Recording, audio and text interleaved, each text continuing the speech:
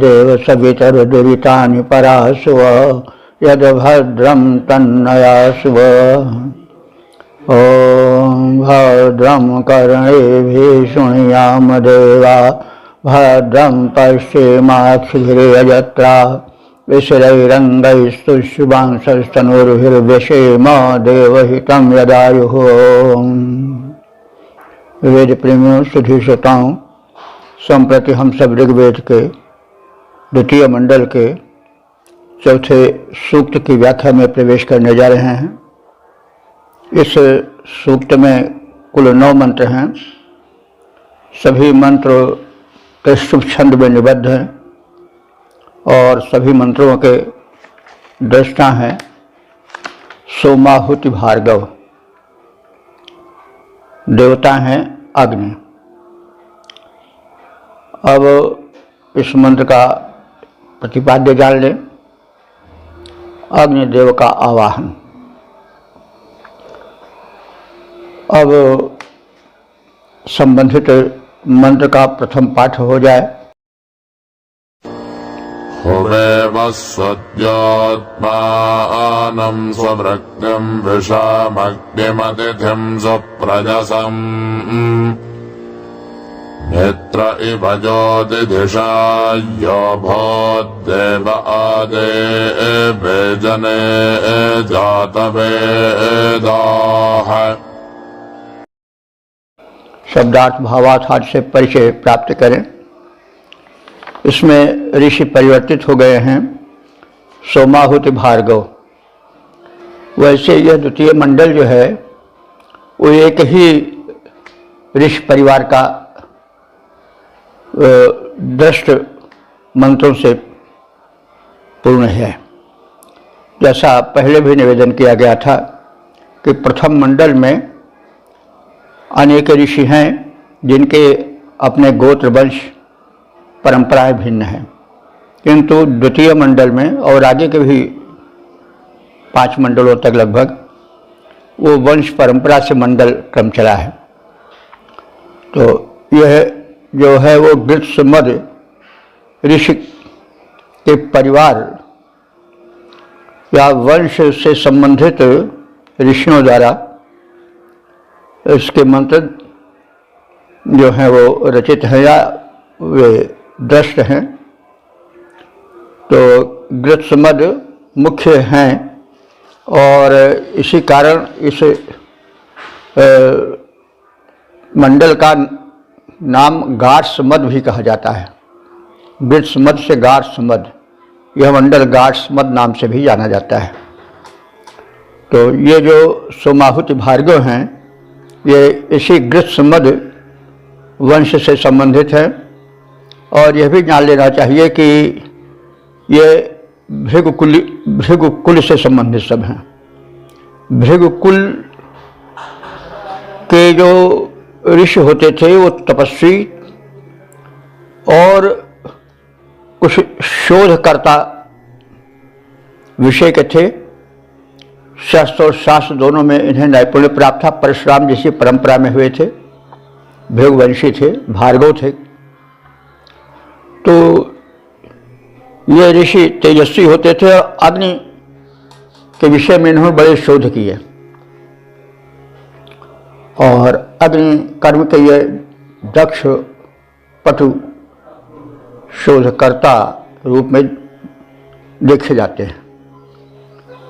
तो अब इस मंत्र के शब्दार्थ की ओर प्रस्थान करें। इस मंत्र में ऋत्विजों द्वारा अग्नि की महत्ता का कथन है और यजमानों के हितार्थ अग्निदेव के आवाहन की चर्चा है।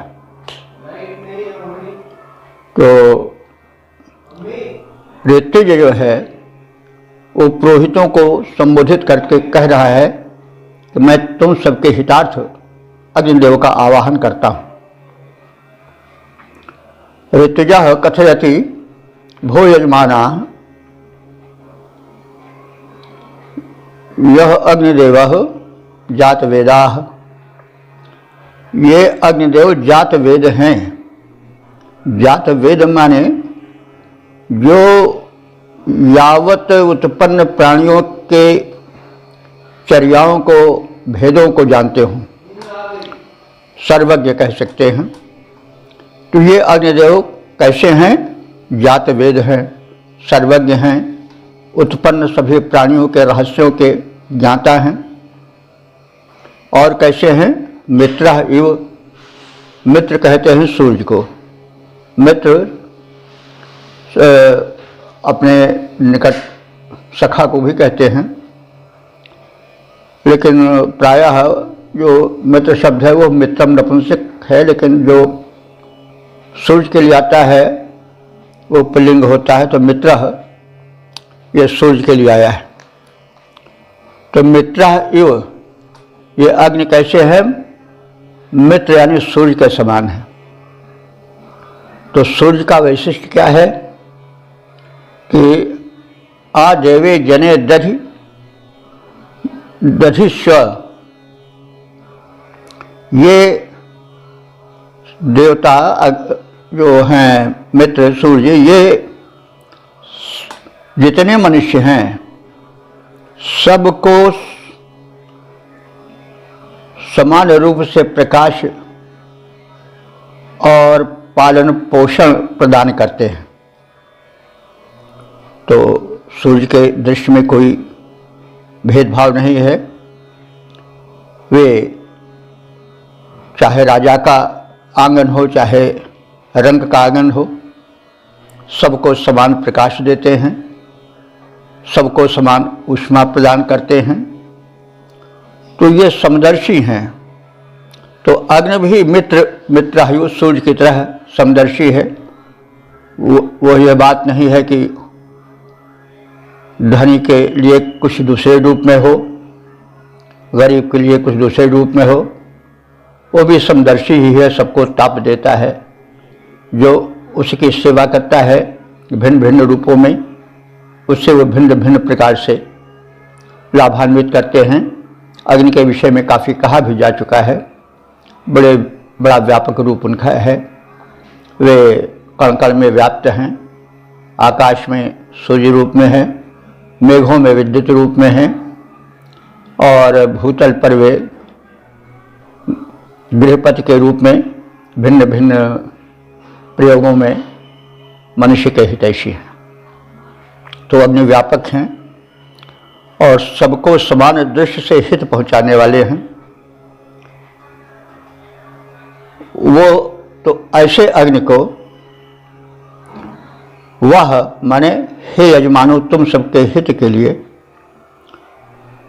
मैं यजमान सुवृत्तिम माने सुंदर स्तुतियों से आवाहन करता हूं। ये विषाम माने प्रजाओं के लिए, अतिथिम सुप्रियम, अतिथि के समान परम प्रिय हैं। अब वैदिक युग में अतिथि को बड़ा महत्व दिया जाता था, और अतिथि आता था तो लोग प्रसन्न हो जाते थे। तभी इतनी ऊंची उपमा दी गई है। अब आज की तरह नहीं था कि कोई अगर आ जाए दरवाजे पर तो फिर दाएं बाएं झांकते लगे और सोचे कि कब जाएगा। न ठिकता तो अच्छा था, ऐसी बात नहीं। वैदिक सभ्यता जो है वह अतिथि को देवतुल्य पूज्य मानती थी और अतिथि के आने पर बहुत प्रसन्न होती थी। तो ये अग्नि के लिए कहा जा रहा है, जैसे अतिथि पूज्य होता है वैसे यह अग्नि पूज्य है। इस अग्नि को मैं हे विषाम, हे पूजाओ, हे उपासको, मैं शोभन स्तुतियों से इसे हुए माने बुलाता हूँ। तो ऋत्विज यजमानों से कहता है कि हे यजमानों, हे मनुष्यों, अग्निदेव समस्त उत्पन्न प्राणियों के ज्ञाता हैं, उनके रहस्यों को विधिवत जानते हैं, वे समदर्शी हैं, सूर्यदेव के समान रूप से सबका उपकार करने वाले हैं। देवताओं से लेकर मनुष्यों तक के वे योगक्षेम को धारण करते हैं, पालन पोषण करते हैं। ऐसे अग्नि देव जो कि निष्पाप हैं और प्रजाओं के मध्य अतिथिवत पूज्य हैं, उनको हे यजमानों, मैं ऋत्विज तुम्हारे लिए उनका आवाहन करता हूँ, वे यज्ञशाला में आवें और कल्याण वितरण करें। पद रूपांतरण देखें। अग्नि देवता प्राणी मात्र के ज्ञाता हैं, अंतर्यामी, सूर्य देवता के समान ही सुर नर सबके हितकामी। उन प्रदीप्त निष्पाप प्रजाप्रिय पावक को मैं ध्याता हूँ, अतिथि स्वरूप हव्ययुत उनको सादर यहाँ बुलाता हूँ। ओम वेद प्रेमियों, सुधी श्रोताओं, संप्रति हम सब ऋग्वेद के दूसरे मंडल के चौथे सूक्त के दूसरे मंत्र की व्याख्या में प्रस्तुत होने जा रहे हैं। इस मंत्र के दृष्टा ऋषि हैं सोमाहुति भार्गव, देवता हैं अग्नि और प्रयुक्त छंद है त्रिष्टुप। इस मंत्र का प्रतिपाद्य है भृगवंशी ऋषियों का अग्नि विषयक शोध। अब संबंधित मंत्र का सर्वप्रथम पाठ हो जाए। इमं विदन्तो अपां सदस्थे द्वितादधरभृगवो विक्ष्वा आजोह एष विश्वान्यभ्यस्तु भौमा देवानामग्निररतिर्जीराश्वाः।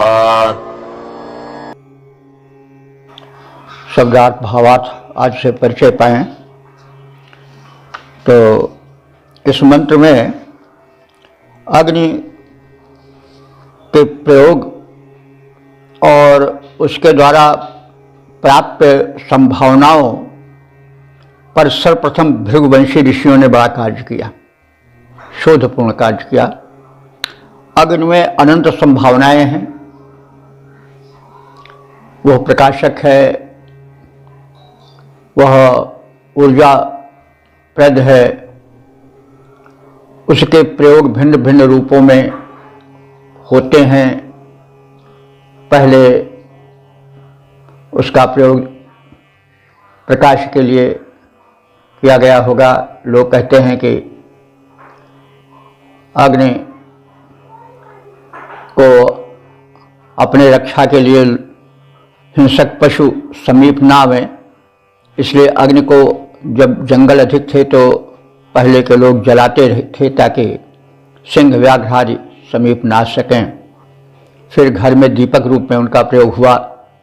लोगों ने सोचा होगा कि तेल का संपर्क करा करके, तूल का संपर्क करा करके अग्नि को शांत रूप में अपने घर में जलाया जाए, यह भी एक आविष्कार ही है। फिर अग्नि से तरह तरह के पकवान व्यंजन आदि बनाने की विधि का आविष्कार हुआ होगा। फिर विद्युत का भी आविष्कार हुआ होगा। आकाश में मेघों में चमकती बिजली को देख करके सोचा होगा विद्वानों ने, ऋषियों ने, आविष्कारकों ने कि यह अग्नि ही का एक रूप है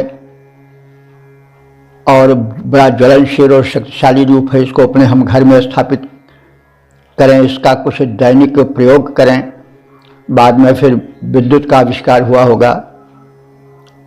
अब देखिए अग्नि ही की तो महिमा है, वो अभी कितनी उसकी महिमा है जाना नहीं सकता। तमाम किरणें जो लेज़र निकलती हैं उस शरीर के भीतर का भी देख लेती हैं, दृश्य उपस्थित कर देती हैं। और मतलब सर्वत्र अग्नि ही संचालित है। जो परमाणुओं का विभाजन होता है उनको बांटा जाता है ताप डाल करके, तो उसका संहारक रूप भी एटम बम आज के रूप में आता है। लेकिन उसका जो प्रयोग है वो रचनात्मक भी होता है।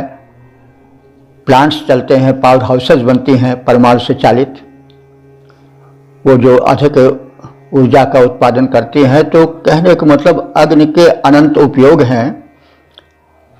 बहुत कुछ मनुष्य सीख चुका है, आगे हो सकता है बहुत कुछ और सीखे। शरीर में भी अग्नि है, यक्षाग्नि है, ताप बनकर अग्नि है। अब ऐसा हो सकता है इस अग्नि को लोग, और अभी तो भौतिक आविष्कार हो रहे हैं, लेकिन आध्यात्मिक आविष्कार से उस अग्नि को हमेशा बनाए रखा जाए, कैसे प्राणायाम के द्वारा।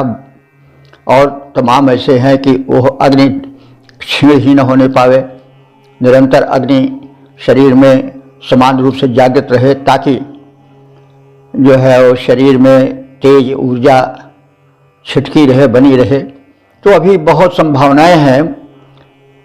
तो इस अग्नि के वैविध्य पर प्रयोग के अनेक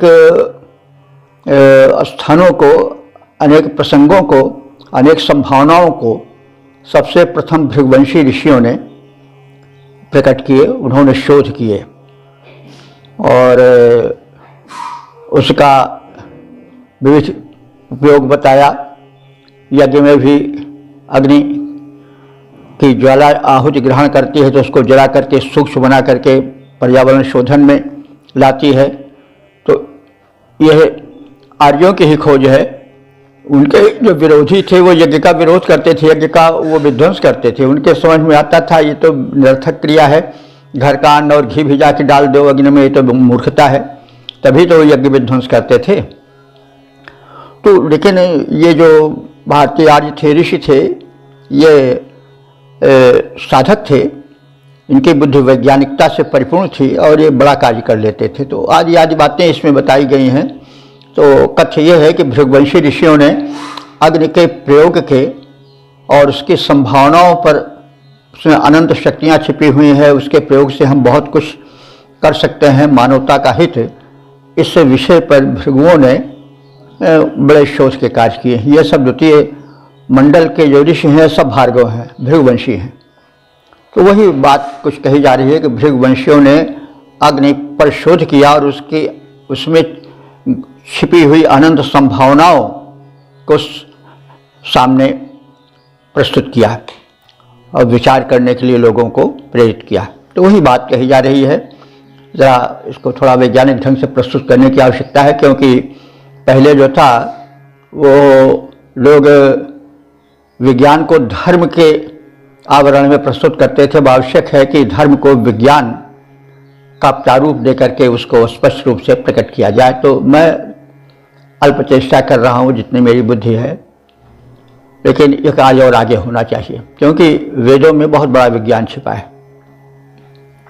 अब शब्दार्थ की ओर बढ़ें। इमं विधन्तः भृगवः, इस अग्नि के सेवक भृगु ऋषियों ने, भृगुवंशी ऋषियों ने यह बताया कि अग्नि अपाम सधस्थे, अंतरिक्ष में ये मेघों में जल के रूप में स्थित हैं, अग्नि ही विद्युत हैं। उन्होंने बड़ा स्पष्ट कथन किया इसका, और इनको बताया कि ये जो हैं वो हो आयोह विभु आवयोह भिक्षु, ये मनुष्यों के बीच में भी हैं, घर में हैं, मनुष्यों के शरीर में ही ताप बन करके, जठराग्नि बन करके स्थित हैं। इस प्रकार से उन्होंने कहा वे अंतरिक्ष में भी हैं और धरती में भी वे स्थान स्थान पर हैं ही सर्वत्र, जल में, थल में, पत्थर में, सब काष्ठ में अग्नि विद्यमान है। तो उन्होंने कहा कि अग्नि सर्वज्ञ हैं और सभी स्थलों पर अग्नि की उपयोगिता है, उनमें अपार शक्ति है। इस संभावना को उन्होंने प्रकट किया और उन्होंने कहा कि जल के मध्य में, अंतरिक्ष में, मेघों में विद्युत वर्तमान है, मनुष्यों के बीच में भी उनका निवास स्थान है। इस प्रकार से दो स्थानों में मुख्य रूप से है अग्नि का प्रचार प्रसार देख सकते हैं, उनमें गूढ़ शक्तियों को प्रकट कर सकते हैं। और ये अग्नि जो हैं वो देवा नाम अरति, देवताओं के भी स्वामी हैं, अरति ही स्वामी, देवों में भी इनका प्रभुत्व है। और ये जीराश्व माने शीघ्रगामी अश्वों से युक्त रहते हैं। तो ये तो एक रूपक है। तो जैसे अश्व बड़ी तेजी से चला जाता है, वैसे ये भी बड़ी तेजी से पहुंच जाते हैं। बिजली है, अग्नि है, बड़ी जल्दी से अपना, प्रकाश की गति सबसे बड़ी गति होती है नहीं, प्रकाश की गति से। तो ये अग्नि प्रकाश ही का तो रूप है, या प्रकाश अग्नि की ही उत्पत्ति है। तो इनका जो अश्व है वह बड़ा ही तीव्र गतिगामी है, यानी अग्नि बहुत तेजी से फैलते हैं और इनका प्रकाश तो अतीव गतिमान है। अश्व सबसे तेज उस समय अश्व ही चलता था, इसलिए उपमा में अश्व का ही प्रयोग किया जा रहा है। जीराश्व मैंने तीव्रगामी अश्व की तरह इनकी गति है। और भूमा विश्वान अभ्यस्तु, हमारे पृथ्वी के जितने विश्वान माने संपूर्ण शत्रु हैं, विरोधी हैं, उनको ये अग्निदेवता पराभूत करें। मनुष्य के विरोधी तो बहुत हैं, आपस की बात तो अलग छोड़िए, रोग शोक ये सब विरोधी तो हैं, मनुष्य के शत्रु ही तो हैं। तो अग्निदेवता तमाम रूपों में हमारे सहायक होते हैं। तमाम विष कीटों को मारने वाले अग्निदेव होते हैं। तो ये हमारे विरोधी शत्रु हैं ही, अग्निदेव इनका विनाश करते हैं। शिकाई होती नहीं, अग्नि के कारण ही जो कहीं पर रक्त जम जाता है और वह पीड़ा पहुंचाता है, तो अग्नि का सेक होता है, तो उससे लाभ होता है। तो कहने का मतलब अग्नि के अनंत उपयोग हैं, उसमें अनंत संभावनाएं हैं। इस बात को भृगुओं ने कहा और उनके कृत्य बताए। तो अग्नि विद्या के ज्ञाताओं ने, भृगुओं ने इन अग्निदेव को विशेष युक्तियों से अंतरिक्ष में जल के आश्रय स्थान मेघों में विद्युत के रूप में विद्यमान देखा और कहा कि अग्नि ही है विद्युत रूप में। तथा मनुष्यों के मध्य उनके शरीर में ताप बने हुए हैं, जठराग्नि बने हुए हैं, वे मनुष्यों के मध्य में भी स्थित हैं और पृथ्वी पर दृश्यमान हैं, भौतिक अग्नि रूप में, विविध दीपक रूप में, रसोई में और अनेक रूपों में अग्नि की उपस्थिति देखी जा सकती है। सब कुछ अग्नि की ही महिमा है और अग्नि में अनंत संभावनाएं छिपी हुई हैं। समस्त दिव्य शक्तियों के स्वामी हैं अग्निदेव और इनकी गति बड़ी तीव्र है। जैसे कोई अति तीव्रगामी अश्व होता है, वैसे ही ये तत्काल अपने गति का प्रसार करते हैं। ये अग्नि हमारे समस्त विरोधियों को, शत्रुओं को जो हमें कष्ट देते हैं, उनको नष्ट करने वाले हैं और उनको नष्ट करते रहें, ये उनसे प्रार्थना है। तो पद्य रूपांतरण देखें। ताप विशेषज्ञों भृगुओं ने विद्युत आविष्कार किया। जल में विद्युत, भू पर भौतिक अग्नि ताप संचार किया। दिव्य शक्ति स्वामी पावकीय द्रुतगामी अश्वों द्वारा करें पराजित शत्रु हमारे, हर लें अंधकार सारा, हर लें अंधकार सारा। ओम वेद प्रेमियों, सुधी श्रोताओं, संप्रति हम सब ऋग्वेद के द्वितीय मंडल के चौथे सूक्त के तीसरे मंत्र की व्याख्या में प्रवेश करने जा रहे हैं। यह मंत्र त्रिष्टुप नामक छंद में निबद्ध है। मंत्र दृष्टा ऋषि हैं सोमाहुति भार्गव और देवता हैं अग्नि। शीर्षक है गृह कल्याण हेतु अग्नि के विविध प्रयोग। अब संबंधित मंत्र का सर्वप्रथम पाठ हो जाए। अग्निन्देवासो मानुषेषभिक्ष प्रजन्धोः क्षेष्यन्तो न मित्रम् सदीदयदुषतेरोर्म्या आदक्षा योजोदास्वदेदमा।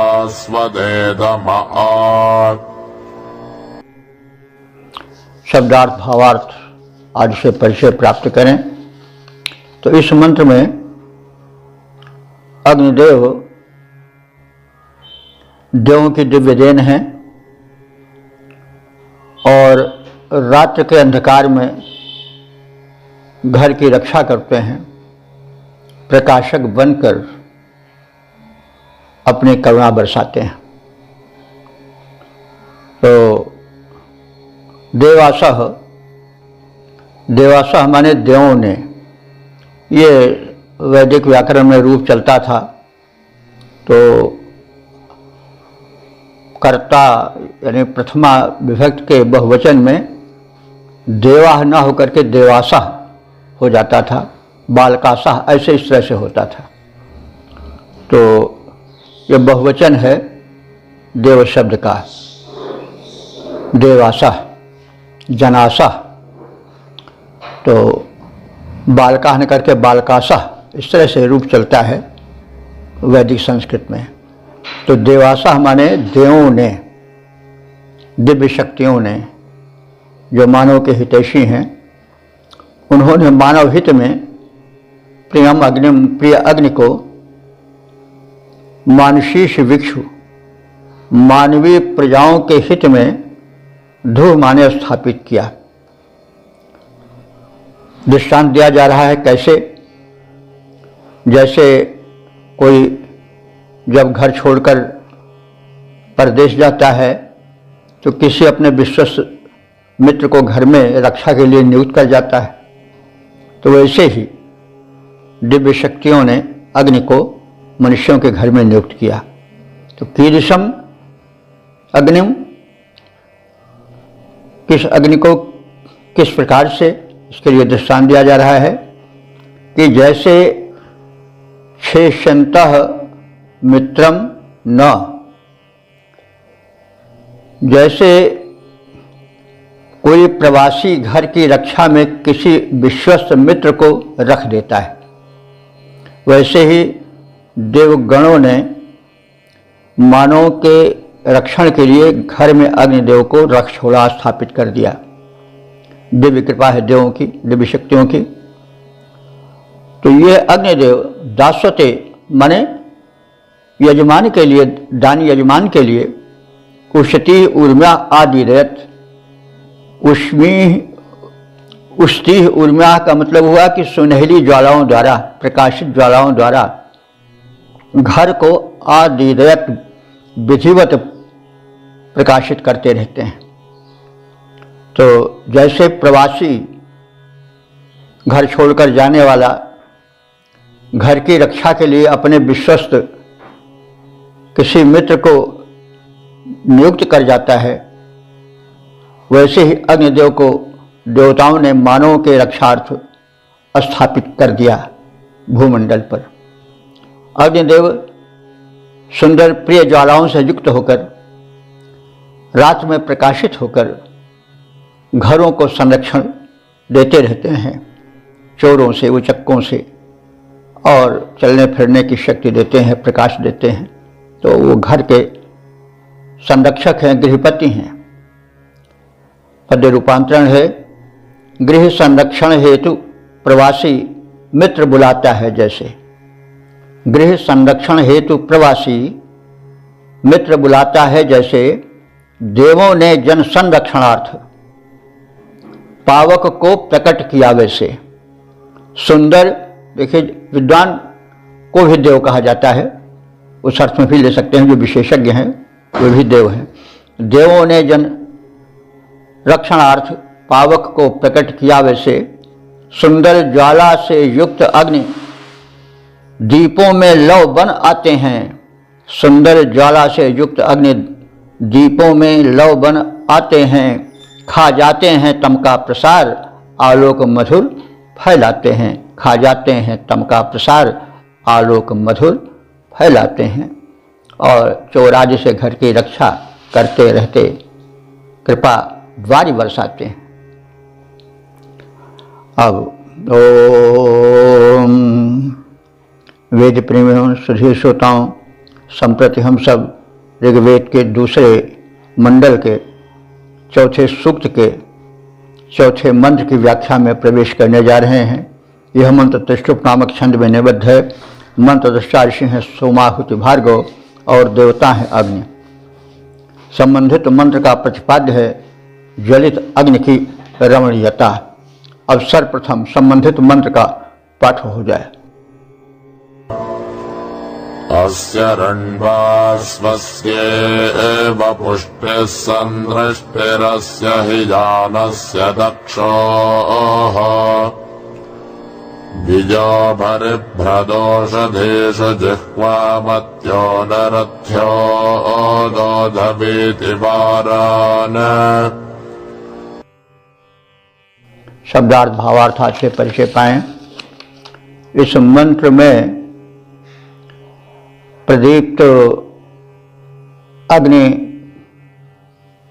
के हिलने डुलने से लपटों के जो एक छवि उत्पन्न होती है, उसका बड़ा ही काव्यमय चित्रण है, अलंकारिक वर्णन है।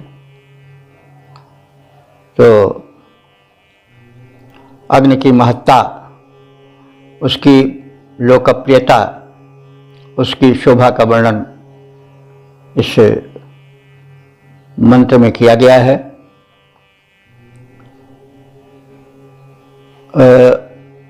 अस्य रणवा, अस्य माने इस अग्नि के जो प्रज्वलित है उसकी रणवा माने रमणीयता की दिशा कैसी है कि स्वस्थ पुष्टि इव, जैसे अपने शरीर की पुष्टि प्रिय लगती है, वैसे ही इस अग्नि का ज्वलित प्रारूप प्रिय लगता है। अपने शरीर को देखिए, अगर स्वस्थ और सुंदर प्रतीत होता है तो मन में बड़ी प्रसन्नता होती है। तो जो प्रसन्नता अपने शरीर के स्वास्थ्य को, तेजस्विता को देख करके होती है, वही प्रसन्नता अग्नि देवता के प्रदीप्त होने पर उनकी ज्वालाओं के देखने से होती है। तो स्वस्य पुष्टि इव अस्य रणवा, अस्य रणवा, इस अग्नि की रमणीयता कैसे लगती है?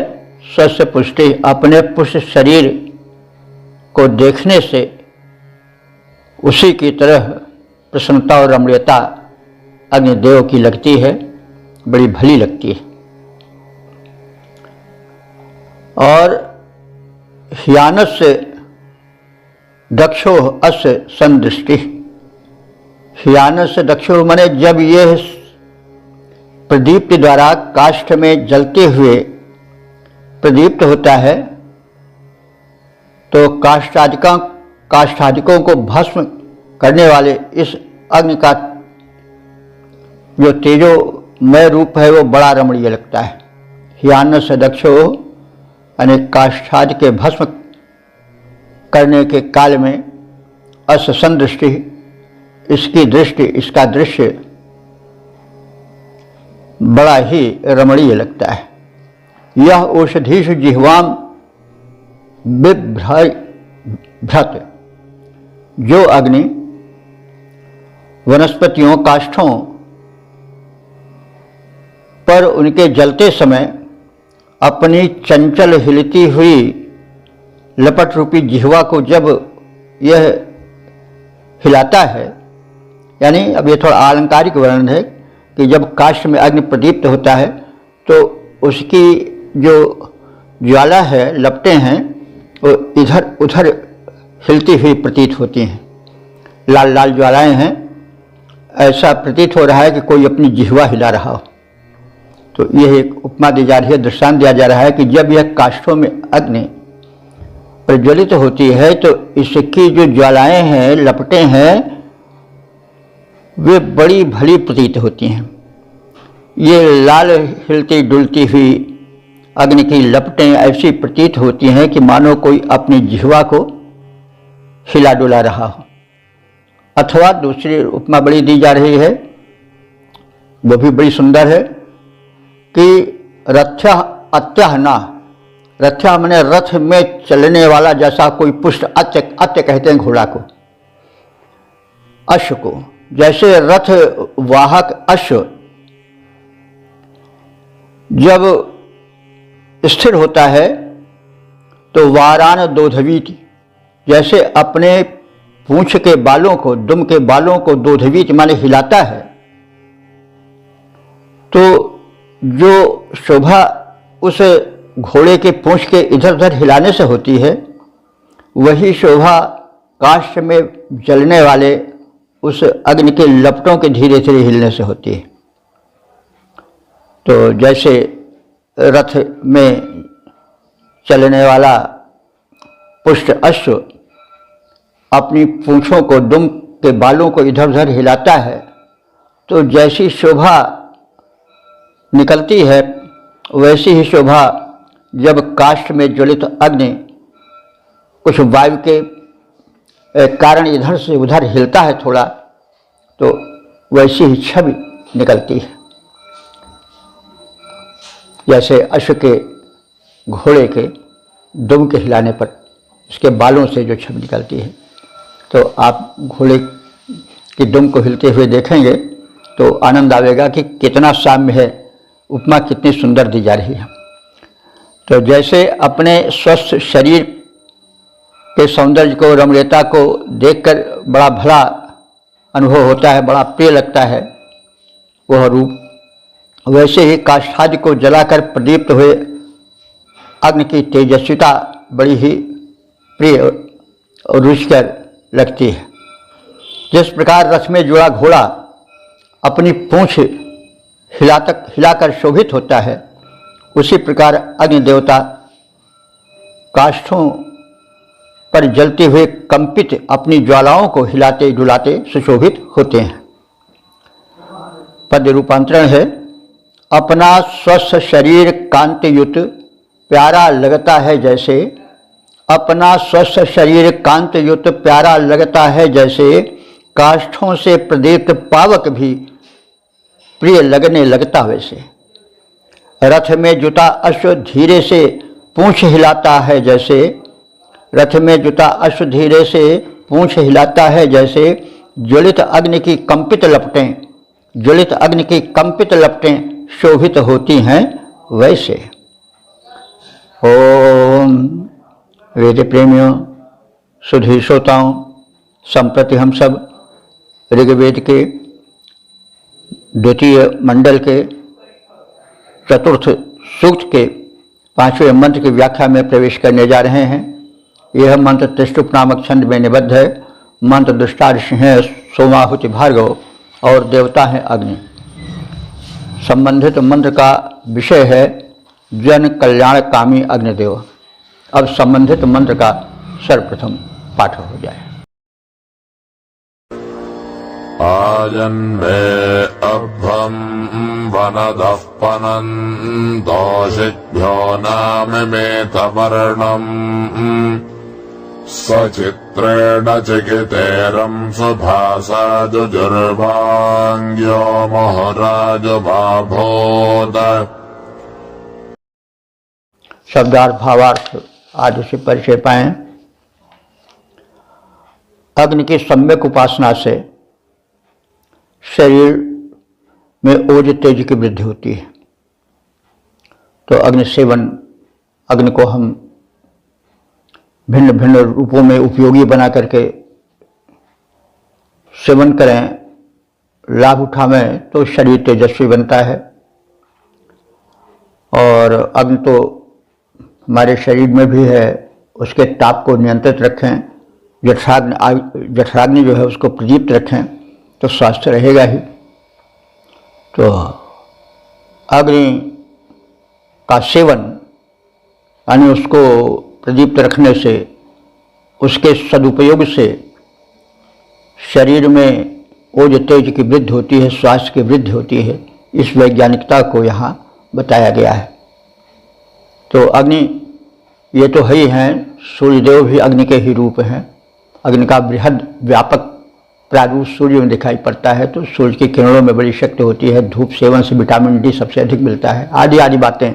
शरीर में भी अग्नि है, उस अग्नि को हम यदि प्रज्वलित रखेंगे तो हमारा भोजन पाचन होगा और समस्त मेटाबॉलिज्म प्रक्रिया जो होती है, यानी भोजन को रस में, रस को रक्त में, रक्त को मांस में, मांस को मेद, अस्थि आदि में जो मेटाबॉलिज्म होता है, चयापचय की प्रक्रिया होती है, वो सब अग्नि ही के कारण होती है।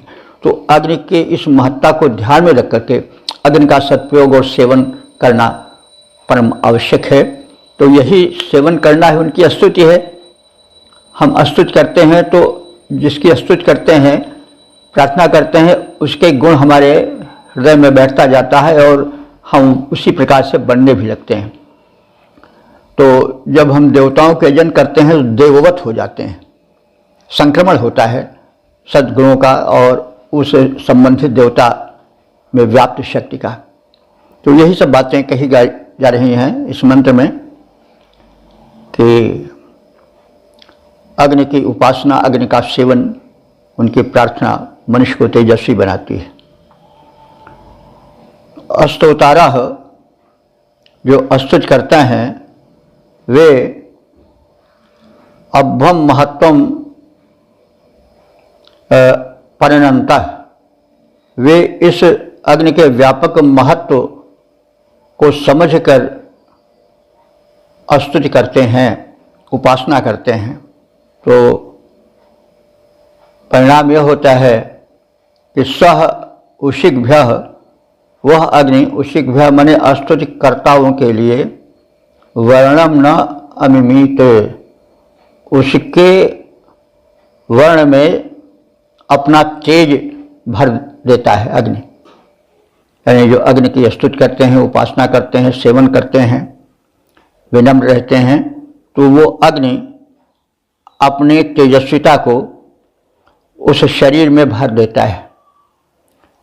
रंस चित्रेण भाषा चिकिते, तो रंस चित्रेण का अर्थ हुआ रमणीय आहुति द्वारा, भाषा चिकिते यानी कांति से युक्त होकर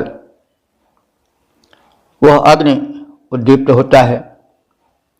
यानी जब उसकी स्तुति की जाती है, उसका सेवन किया जाता है, रमणीय आहुतियाँ डाली जाती हैं, तो उसके वैज्ञानिकता द्वारा, उसके प्रभाव द्वारा शरीर जो है उसमें ऊर्जा उद्दीप्त होती है, प्रविष्ट होती है, प्रदीप्त होती है। यह जजुर्वान मुहुः आयुवा भूत, और ये अग्नि जो है आहुति पाती है तो पुनः पुनः यह क्षीण होते हुए भी बढ़ जाती है। अग्नि क्षीण हो रही हो, क्षीण का मतलब उसमें अल्पता आ रही हो, ज्वाला में तीव्रता कुछ कम हो रही हो, तो उसमें आहूत डाल दी जाए तो फिर वो प्रदीप्त हो जाती है।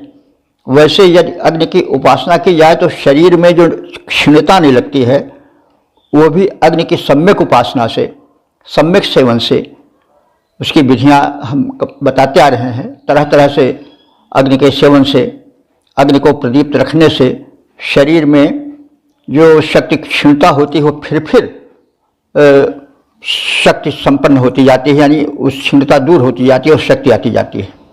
जैसे अग्नि जब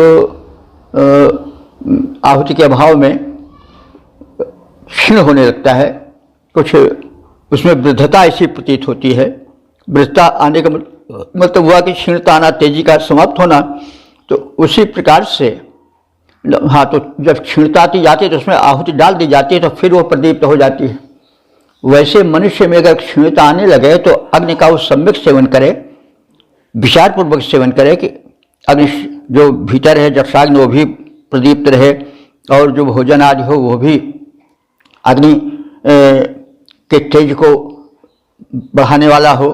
तो इन सब विचार धाराओं से जब प्रभावित होकर के कोई साधक अग्नि की उपासना करता है, उसकी प्रार्थना करता है या तदनुसार आचरण करता है, तो अग्नि उसको पुनः शक्ति संपन्न कर देते हैं। जैसे कि जब क्षीण हो रही हो पावक की द्युति तो आहुति पा करके फिर वो बढ़ जाए, उसी प्रकार से तो जो अग्नि की उपासना करता है, अग्नि का सेवन करता है, उसमें अग्नि के गुण तेज आदि का प्रवेश होता जाता है और वह अग्नि के समान ही तेजवान होने लगता है। अग्निदेव अपने स्तुतिकर्ताओं को अपने जैसा तेज प्रदान करते हैं। हव्य पाने पर वे उद्दीप्त होकर मनोहर कांत से युक्त हो जाते हैं। इसी प्रकार वृद्ध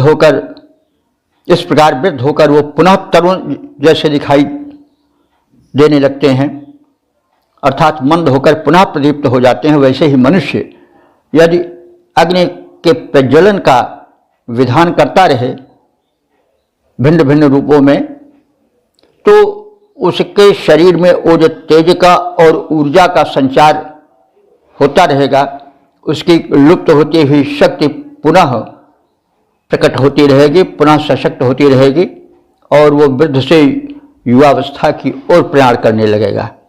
तो इस प्रकार से अग्नि की महत्ता का वर्णन किया गया है। अग्नि का सेवन विधिवत करना चाहिए, अग्नि की व्यापकता को ध्यान में रख कर करना चाहिए। अग्नि केवल वही नहीं कि जो जला करते, अग्नि हमारे भीतर भी है, हम उस अग्नि को भी ध्यान में रखें और उस अग्नि के अनुकूल आहुति डालें ताकि क्षीण शक्ति फिर से जो है वह प्रज्वलित हो जाए, पुनः उसका आगमन हो जाए। आदि आदि बातें हैं जो चिंतन मनन से स्पष्ट की जाए। हम संक्षेप में कहते हैं और जो श्रोतागण हैं, वेद प्रेमी हैं, वे उस पर गंभीरता से विचार करें और ऋषि के संदेशों को ग्रहण करें, मंत्रों के भावना में प्रवेश करके उसके लाभों से अपने को कृतार्थ करें और ज्ञान का प्रचार प्रसार करें ताकि आत्महित के साथ समाज हित हो, देश हित हो, राष्ट्र हित हो। तो इसके पद रूपांतरण पर ध्यान दें। करते यज्ञ अग्नि पूजक जो, धरते अग्निदेव का ध्यान, करते यज्ञ अग्नि पूजक जो, धरते अग्निदेव का ध्यान, उनको करते अग्नि देवता अपने जैसा तेज प्रदान। आहुति पाकर वृद्ध अग्नि भी हो जाते हैं पुनः जवान, बढ़ जाती है दीप्ति देह की, जगमग करता तेज महान, जगमग करता तेज महान।